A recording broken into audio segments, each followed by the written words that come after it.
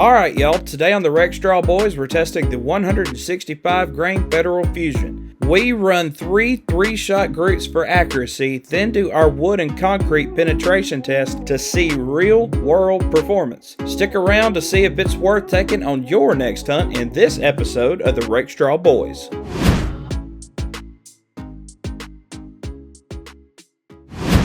How's it going, guys? Welcome back to another episode of the Wreck Straw Boys. Today I'm taking the Dirty 30. That's what I'm going to call it from now on. 30-06. I've been kind of missing it, so I went ahead and got me some bullets. A long time ago, you guys suggested that I try Federal Fusion, so I found some 165 grain Federal Fusion that we're going to test in the good old Dirty 30 today. And if this first time you're watching the channel, hi, how are you? If you're a returning viewer, welcome back. It's good to see y'all. Got a couple of things got to do around the house just real quick. Got to set up for the range. Got to go ahead and get the lead sled. Got to get the gun. Got to get the cameras and all that kind of stuff. So let me do that real quick and I'll catch y'all at the range.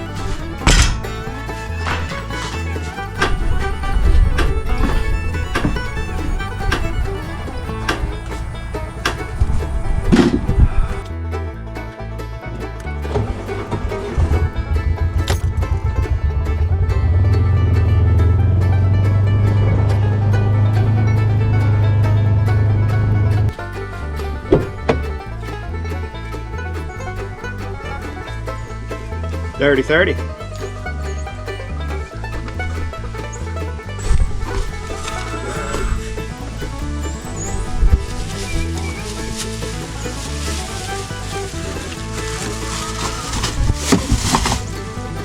Oops.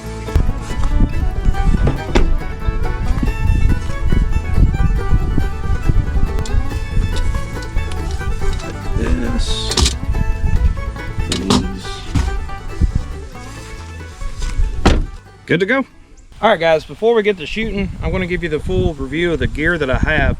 This is my Savage Axis XP. They come out with these, I believe it was in 2024. So this is the year that these come out. This is a relatively new gun. I bought this one this previous winter, and so far it's been a laser beam with the Remington core lock tip 150 grains. Now there's been bullets that it doesn't like, so it doesn't necessarily like everything that I've thrown at it. So keep that in mind for the bullet part of the review. But anyway, what I've got up here, this is not stock. This is a 3x9x40 Bushnell. On top, I've changed out the scope mounts because I don't like the side screws, because when you try to Loctite them, they don't necessarily keep. So what I've done is I've changed out the scope mounts to where they're Loctiteable, or where that those Allen screws hold. Okay, this right here is still stock rails on it, I believe. I can't remember necessarily on that part. All right, as for the action itself, I like the safety on it. It feels a little cheap, but as long as the safety works, that's the main thing. Does it function the way it's supposed to? Yes. The bolt on it is pretty, it's got a secondary bolt release on it. It's not the best in the world, but it's not the worst in the world. After some usage, the bolt release does tend to come loose, do exactly what it's supposed to. Working my way down, my brother did a trigger job on it to where it's got a fairly light trigger. If you want to check it out, here's kind of the release on the trigger.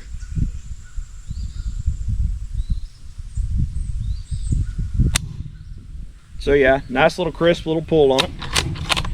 I've got a Caldwell bipod on it. It's not really a part of the video, I just felt like throwing that in there. And also another thing I felt like throwing that in here is the Federal Fusions match the paint job on my gun. I didn't do that on purpose, I promise, but it does look kind of cool. I mean, it does, it matches, look. So anyway, let's talk about the bullets now. So now as for the bullets, they're Federal Fusion. They're bonded bullets. So I'm going to show you what the box looks like, a little bit of the promo on it. It's Federal Fusion. It's 165 grains, chambered 30-06 Springfield. Let's see, the stated velocity on the box, I wanted to talk about that for a second. It's saying 2790 out of the muzzle. From what I've researched online, they're saying that the velocity is just about 60 to 70%, 60 or 70 feet per second slower than what's actually on the box, which actually is not that bad. They seem to be a fairly consistent bullet. I'll show you what I'm talking about. The bullet itself, if you can see, fairly clean looking. The brass looks cool. You got the little die that the Federal Fusion puts on the bottom of the bullet. Overall, a fairly clean bullet. They look consistent in the case. I've already opened it up to kind of look at them and check the consistency of the tip. They seem fine. I hope that they do well.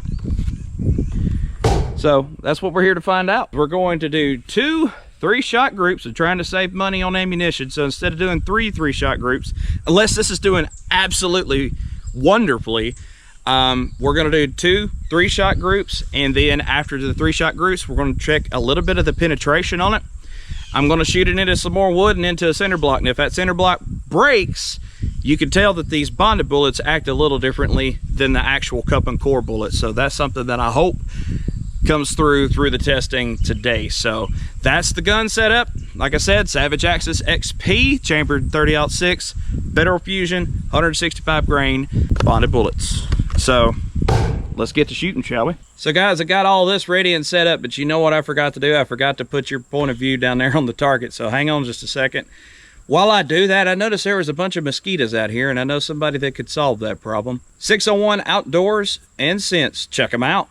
This sponsor segment is brought to you by 601 Outdoor Scents. We just wanted to kind of show you a little bit of the product selection that we have with us currently as of the date of this shooting. He does cover scents and he does synthetic attractants, so he covers all the bases. He also has apparel that you can see right here. Some of the specific stuff that we have to show y'all today is we've got sassafras food scent, soybean, white oak acorn attractant, we've got black licorice cover scent, we got persimmon attractant, we got peanut butter attractant, pine cover scent, swamp thing, fresh dirt cover scent, which we really like to use during the hunting season, pine cover scent, we've got triple XTC 3-gland scent, synthetic allure bedding with estrus, synthetic hot mama dough and heat, and then he does a little bit of stuff for the beauty side of things. He's got some beard oil, he's got something called the Outdoorsman, and then he's got something for the ladies too. So if you guys want to check him out, he does soaps and he does cover scents, he does scent attractants, he's got the scent drags to go for your scent attractants. He can rig you up for your scent game, especially if you want to play hunting season in the wind this winter.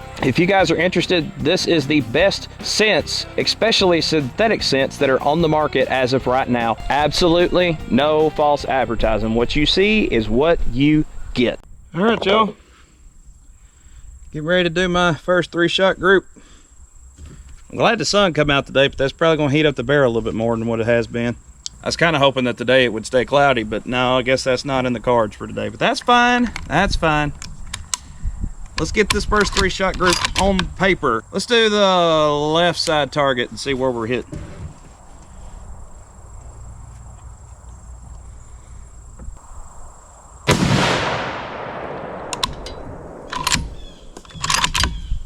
First shot. Make sure I didn't knock y'all over. Oh yeah, we're on paper, so yeah, we're fine.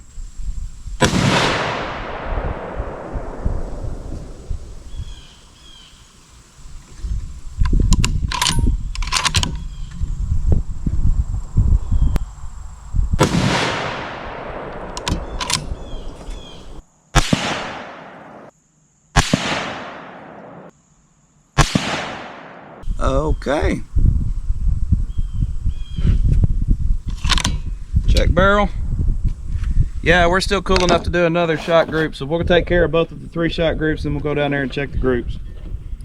We'll say the group on the left is hot barrel, and then we'll say the group on the right is warm barrel.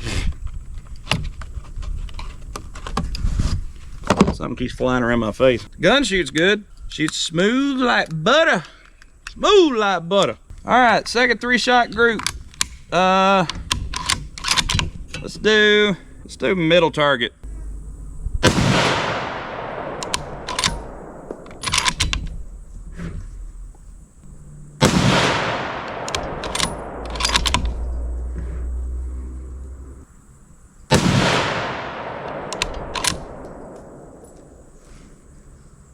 Okay.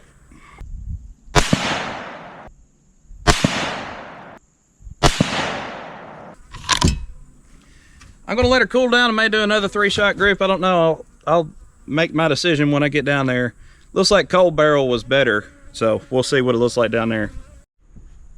So from what I could tell, the cold barrel was good. This right here is, I think, the first shot, but I don't know for sure. Cold barrel was okay. It's about, let's see, my thumb is an inch. It's about an inch and a point. It's about 1.2 inches. This one's 2 inches, so I could tell when the barrel got hot, it opened right on up.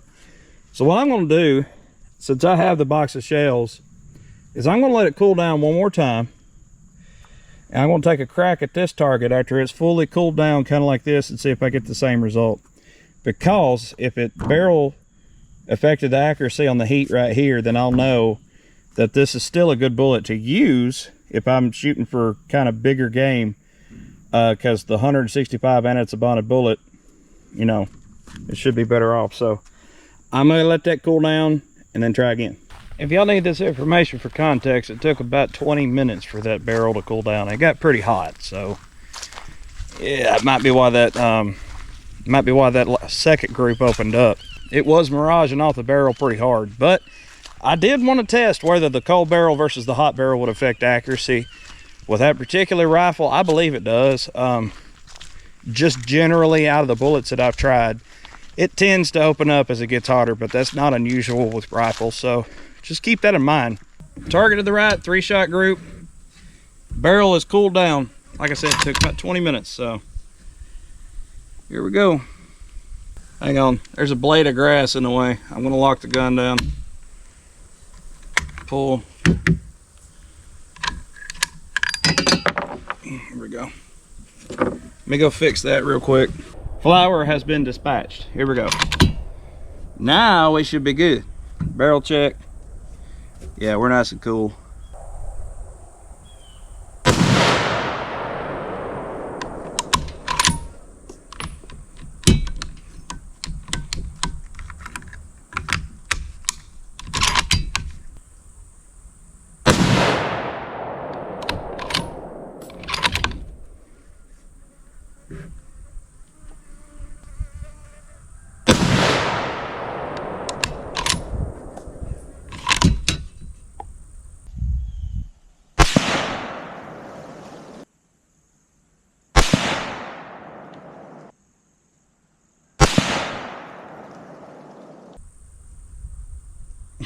No. My gun don't like them, at least. That's 2-inch group. I'm not willing to ride them off entirely. I mean, I'm going to keep those bullets just in case I get in a pinch. Because the point of aim within 100 yards is the exact same as the Remington core-lock tip. Now that I have that information, if I run out of Remington core-lock tips and I'm just, let's say, hunting within 100 yards, I got some backup bullets, so that's good to know. It's just not laser point accurate, so I mean, I'm not going to take it out and extend it to range, but at least I got me a few good bullets I can keep in my back pocket just in case I get in a pinch that have pretty much the exact same impact as, you know, the core-lock tip. So that's good to know. The other thing that I want to find out about, though, is what does a bonded bullet do to concrete and wood? Because they've got those little rivets that are supposed to expand on impact, which other bonded bullets don't have, which they might. I could be wrong. Is that concrete block going to be punched all the way through, or is it just going to overexpand like a cup of core bullet is? There's only one way to find out. Okay, I'm going to keep it fair and realistic. I've turned that board sideways, and I'm going to punch into that and see how far it punches. The baseline is this is what a 308 does, and it punches about right here. That's a cup of core bullet. Matter of fact, you can see one of the copper jackets right here. That's what a 308 will do. It'll punch about that far into it. I'm going to aim lower and see if I can't punch harder into that concrete. Hold the phone. What in the... Lord, look at that thing. Heck to the no. Heck to the no. To the no, no, no. Nope. Nope. You stay over there. Guys, I'm going to be shooting probably some sitting situations this year, so I'm going to go ahead and start practicing on my bipod. That way I'm prepared and ready to go when it's time. That way I can go ahead and start getting used to recoil, getting out of the lead sled, doing some real life shots. This right here is probably, this is one of my favorite shooting positions, is sitting with a bipod. So that's what we're gonna do this wood and the concrete with. Here we go.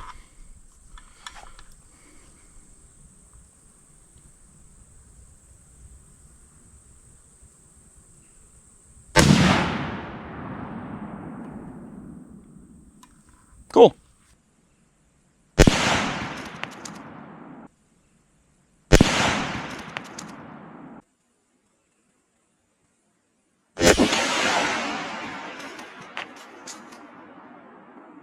There's a bullet right there, which means I punched it. There's the punch right there. So I punched it, made a big hole, it cracked it. Look at that. That means the entirety of the bullet's just right here. Which, I mean, you can tell. That's Core-Lock Tip 308. That's SST 308. This right here is a, that's the Dirty 30 Fusion. Guys, as y'all can tell, I've dug through that hole. I don't see a bullet. I'm gonna go ahead and check these other holes while I'm here. See a green polymer tip. Guys, I'm gonna go out on a limb. If I see copper here, yeah, there's copper here. Y'all, I believe I caught the, no, yeah, I believe I caught the bullet. This one's hot. Here's a jacket of another one from the other day. I'll bring it up to you. Even though it's kind of dumb, but that right there is a copper jacket where my thumb is. Even after the wood, I got a huge chunk of lead that's still attached to the copper. And I was able to recover the bullet after it had punched about an inch into the concrete block. So that says a lot about the bullet right there. It's still here. The rest of them just kind of welded into the concrete. So that's really cool. And this is still relatively heavy too. I mean, if y'all look at it, it's got weight to it. Well, here's my final thoughts. The bullet is inherently accurate. It had really good penetration on it, and it held together, which I guess that's the bonded part of the bullet. It actually says that it's bonded to the lead, or the copper core is bonded to the lead jacket. It stayed bonded all the way through the wood and into the concrete. It bounced off the concrete, come back into the wood a little bit. That's how I found it. Overall, I'm satisfied with the performance. Anyway, this was a really fun video to shoot. You guys have been highly requesting these Federal Fusions 165. Actually, y'all are requesting Federal Fusion generally, but I went ahead and picked up the 165 grainers. If there's a different grainage y'all want me to try, let me know down in the comments. If there's something that you saw that I should do differently, hey, I take constructive criticism. Let me know down in the comments. If you like shooting and hunting videos, why don't y'all consider a little subscription, a little subscribe button click, just a little click, you know? And we hope to see you guys in the next episode of the Rexstraw Boys. Until then, we gone.